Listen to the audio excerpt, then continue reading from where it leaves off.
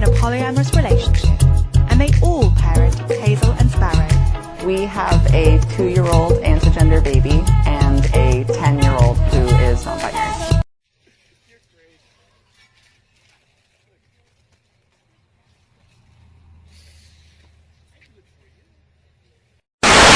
Parce que je veux surtout être clair pour les gens qui entendent, parce que c'est un peu particulier, mon cas est à part. Je suis la seule actrice au monde à dire son homosexualité. Au monde.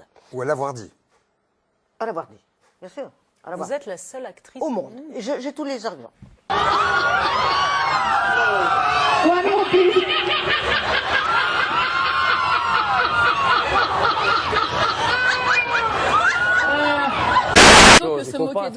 Il faut pas aller à l'extrême. Moi, j'ai beaucoup de copains qui sont homosexuels. Très bien. Le mariage, s'ils veulent se marier, c'est bien. Mais la question est que si tous les garçons se marient de nouveau ensemble et toutes les femmes se marient ensemble, comment on va faire des enfants? On en est loin, Jean-Claude Van Damme. On est loin de ça. Rassurez-vous. On sait jamais, hein. On est loin de ça. Si les bouquins commencent à sortir comme ça, ça va se passer comme ça. On est loin de ça, Jean-Claude Van Damme, je vous rassure. Des vestiaires non genrés, dits universels, font beaucoup de mécontents à Granby. Pourquoi il faut changer quelque chose qui marche? Lundi midi, la ville a organisé une rencontre d'information pour rassurer les usagers du centre aquatique. Les vestiaires pour femmes, hommes et familiales ont été remplacés par des vestiaires non genrés. Maintenant, tout le monde doit se changer dans les mêmes vestiaires, une mesure qui sème l'inquiétude. Quelle indignité. Non, mais sérieusement, tu n'en as pas marre de diffuser les images de ce genre de détraqués? Oui, attends, tu vas comprendre après le générique. J'ai des doutes.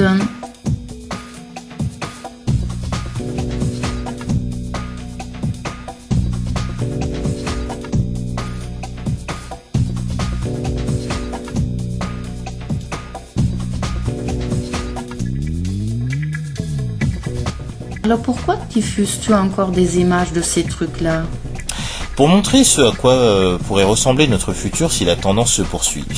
Entre le taux de fausses couches qui augmente, ceux en transition de genre, sans parler de la chute intellectuelle d'un point de vue global qui va faire sombrer le monde, j'ai tout de suite pensé à un film de science-fiction sorti en 2006 avec Clive Owen, à savoir Les Fils de l'Homme. L'histoire se passe en 2027. La planète a cédé au chaos.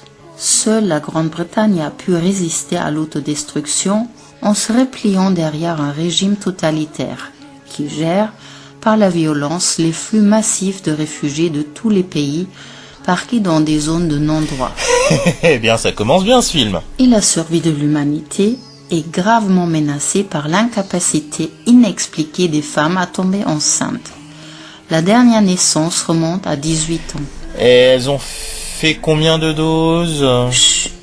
Et lorsque l'homme le plus jeune de la planète est assassiné, la population tombe un peu plus encore dans la morosité. Au même moment, une femme tombe enceinte, un fait qui ne s'est pas produit depuis une vingtaine d'années, et devient par la même occasion la personne la plus enviée et la plus recherchée sur Terre.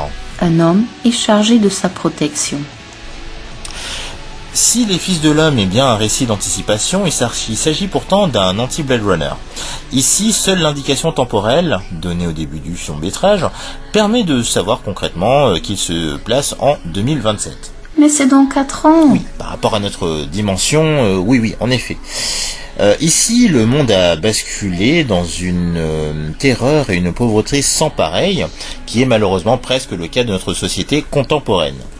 Mais dans Le Fils de l'Homme, point de voiture qui vole et d'hologrammes, on y imprime encore le journal sur du papier. Il s'agit donc moins d'un monde futuriste que d'une vision alternative de notre monde, replacée dans un contexte en proie aux doutes et incertitudes de notre époque, où tout aurait tourné au pire.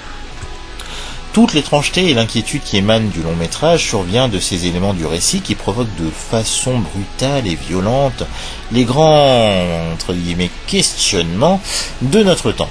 Les sujets dont parlent les médias mainstream, à savoir l'immigration, le terrorisme, les enjeux écologiques, etc. Théo, ancien activiste politique devenu bureaucrate résigné, va malgré lui jouer un rôle inattendu dans la survie de l'espèce humaine quand son ex-femme, anarchiste convaincue, le met en contact avec qui ? Une jeune réfugiée africaine. Grâce à un de ses cousins qui est ministre, Théo obtient un laissez-passer pour qui, mais doit l'accompagner dans son périple. Lors du voyage, la bande est prise en embuscade et Julien, l'ex-femme de Théo, est tué. Après avoir trouvé refuge dans une ferme isolée, Kay révèle être enceinte de 8 mois et de ce fait représente le dernier espoir pour la sauvegarde du genre humain. Ah ouais, les racistes qui ont vu ce film ont dû être dans tous leurs états.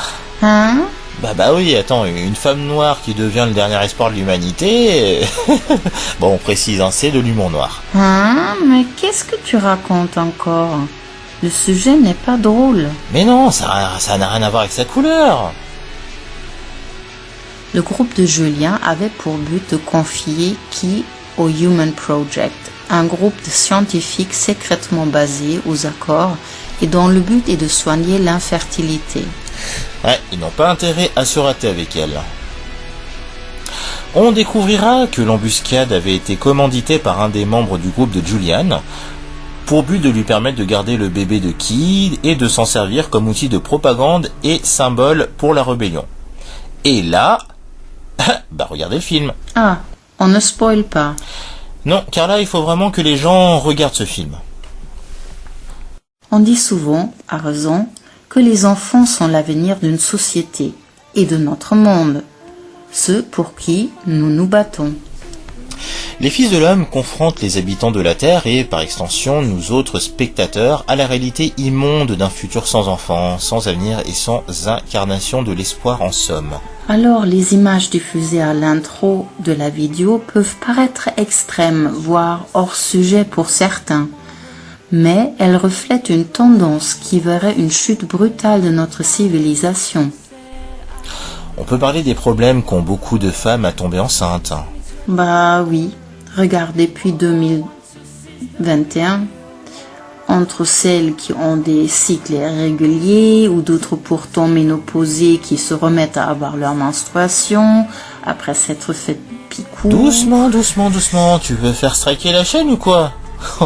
Bon, sans parler de la chute des natalités, on peut parler de ces activistes wokistes qui, dans leur délire, estiment que les enfants sont en droit de se considérer du genre qu'ils veulent, voire non-genrés ou s'identifier comme une licorne.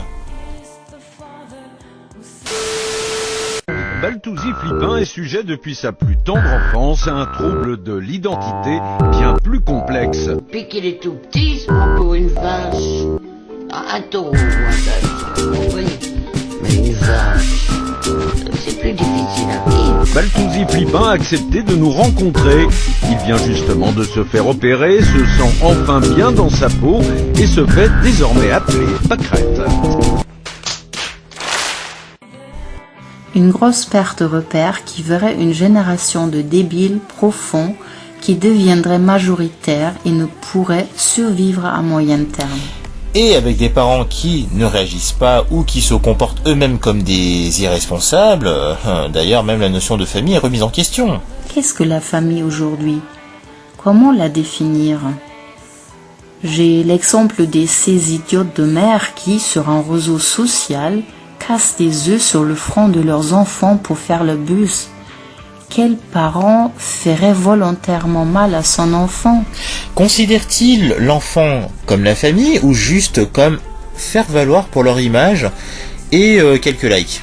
Je pourrais même te parler de l'instinct protecteur des parents qui envoient des disparitions. Exemple ? Ne fais pas le naïf.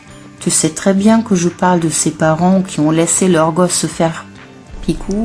Attention au strike, attention ! Bref, vous m'avez compris. Le film n'est-il pas une métaphore au final ? N'est-ce pas les conséquences de l'humanité qui s'est autodétruite ? D'ailleurs, des références bibliques sont également nombreuses au cours du film, qui dévoilent la grossesse à Théo dans une étable. La naissance du premier enfant sur Terre depuis plus de 18 ans s'apparente à un miracle renforçant ainsi l'importance quasi divine de la mission de Théo. Quand à notre époque le satanisme est mis en avant et on incite à détruire l'enfance, il suffit de voir ce qu'on enseigne dans les écoles. J'ai aussi en tête ce spot horrible diffusé sur une chaîne pour enfants dans lequel on voit des drôles de créatures maltraiter des bébés. Peinture d'un monde violent, stérile et sans avenir, Les Fils de l'Homme se veut sans le moindre doute un signal d'alarme. On vous invite à regarder ce film qui donne beaucoup à réfléchir sur la société déshumanisante dans laquelle nous vivons. Allez, on vous dit à plus et restez connectés.